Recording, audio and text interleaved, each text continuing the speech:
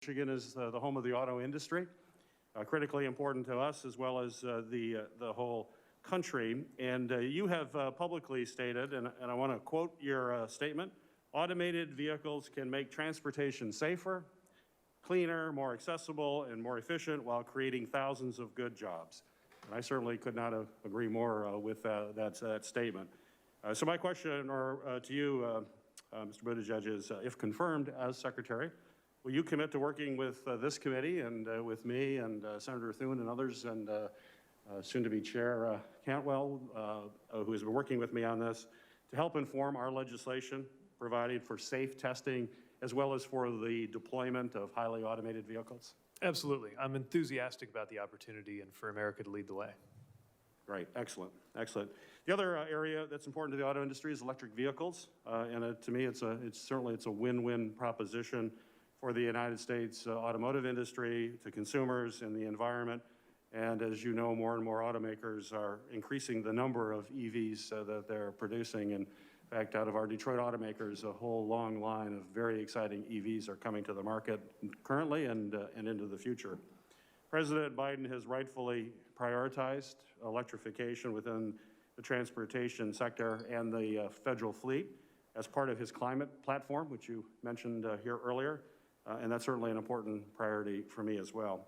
If confirmed, what steps will you take to advance electrification of the fleet, including potentially plans to expand infrastructure along our interstate highways? Well, I think to your point, the infrastructure is key.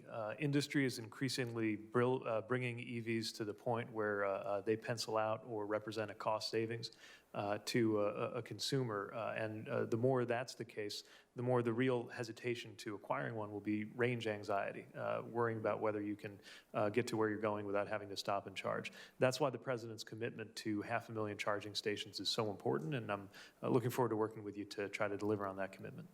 Excellent. During our meeting last week, when we did a real deep dive into a lot of these issues, we discussed the importance of PHMSA. You've had some questions related to that already during the hearing, and how important PHMSA's work is to keep our network of pipeline infrastructure safe and as secure as possible. This has been an extremely important issue for me, and it's been an important issue for all Michiganders. Given the fact that we have an aging oil pipeline, Line 5, that runs through Michigan and across the Straits of Mackinac, which, as you are well aware, but for folks watching, it's the straits between the Lower Peninsula and the Upper Peninsula, an old 60-year-old plus pipeline that if there is a pipeline break there, be absolutely catastrophic to this large body of fresh water that provides drinking water for 40 million people. So having an oil pipeline break there is catastrophic for a variety of reasons, significant reasons.